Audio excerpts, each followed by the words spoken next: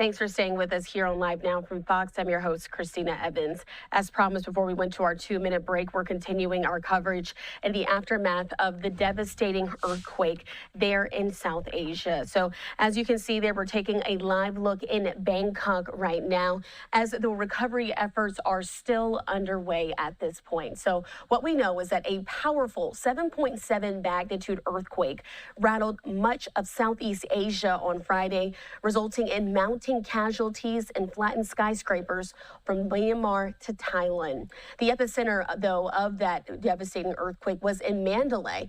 This is the country's second largest city. Even Bangkok, though, as we're seeing there on our screen, some 600 miles away, did feel widespread shaking and saw significant damage from the earthquake, including the total collapse of a skyscraper under construction. We're now looking at your screen there of those recovery efforts that are ongoing there and other places as well there in the region. So we do want to continue on with our coverage here on Live Now from Fox.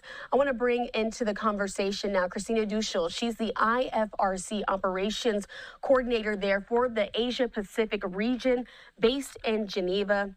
Christina, thanks so much for being with us here on Live Now from Fox. First of all, our thoughts and prayers, of course, are with the people there in Southeast Asia as they're dealing with the devastating effects of this earthquake. But we know that you all are focused there in the region. First of all, can you give us just an update on some of the recovery efforts that are happening now that this earthquake has struck? First of all, thank you very much for the invitation, Christina. Since the earthquake has happened, the response has started right away. Our teams, so the Myanmar Red Cross Society, with the support of the IFRC, the International Federation of the Red Cross Red Crescent, has sent their teams to support the search and rescue operations.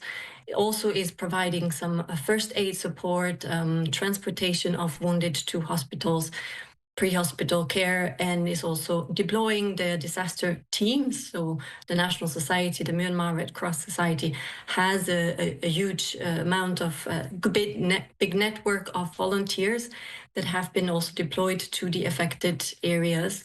But search and rescue is on the way and is a key priority in these very moments.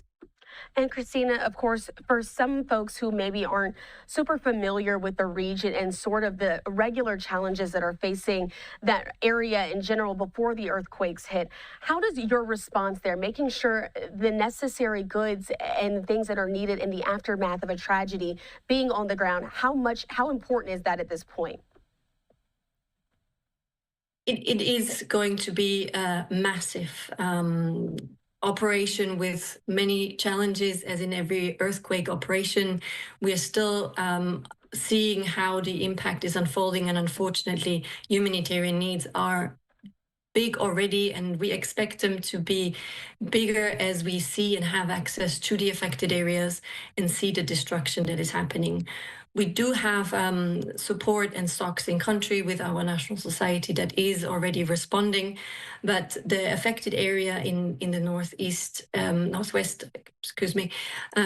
is already a disaster-prone country. So we do fear and have challenges in terms of getting support fast to the people. People need water, people need shelter. At the moment, it is very hot in some of those areas. My colleagues on the ground have reported that a few days ago it was over 40 degrees Celsius in temperature. So it's also the dry and heat time at the moment in this country. And additionally, in a few weeks' time, the monsoon season is starting. So there is also rain to be expected, which is even more important that those people affected who have lost their homes and their livelihoods are getting the support now they need to also maintain the upcoming challenges they might face. And Christina, I was going to ask you about the monsoon season because I've been warned that that is on the way. I want to put this map back up on everyone's screen, though, as well, so they can truly see where the countries are located. Can you sort of talk about some of those weather patterns and how those storms do come ashore and what happens when a monsoon strikes? What does that look like in a normal circumstance? But now you have all this debris on the ground, of course, in the aftermath of this devastating earthquake. Of course, now it poses even greater challenges for the communities and the people affected by the earthquake. And as I mentioned earlier, those people have been affected already last year by extensive rain. The National Society, Myanmar Red Cross Society, has responded with the support of the International Federation of the Red Cross, Red Crescent, to support those of last year. Our activities are still ongoing to support the preparedness for those people to be ready for another season. But the challenges are there. We are running against the time to really ensure that the support is coming fast to those affected people so that they can regain their, have shelter, but also regain their lives and livelihoods. So as we are still in the very early phases of the emergency relief operation, with search and rescue really being the high priority, because we do hope we still be able to find people and rescue them under the rubbles. It's going to be a long operation in terms of moving from response, giving them food, water, the healthcare they need as they have suffered from injuries potentially in this earthquake and the aftershocks, but then also support within the whole year and the year to come in the recovery efforts, so communities can recover and can build up their lives and livelihoods again. And Christina, of course, with you being sort of the operations coordinator for the entire Asia Pacific region, we're taking a look there in Thailand. This is the devastating building that collapsed there with so many workers. You talked about the recovery efforts and trying to just see if anyone can still be found there under the rubble. It takes a lot of spirit for those folks in the face of this tragedy to continue to look for their friends and loved ones and others. How long do you see these recovery efforts ongoing? I'm sure this isn't going to be a quick turnaround as they're still trying to put the pieces back together.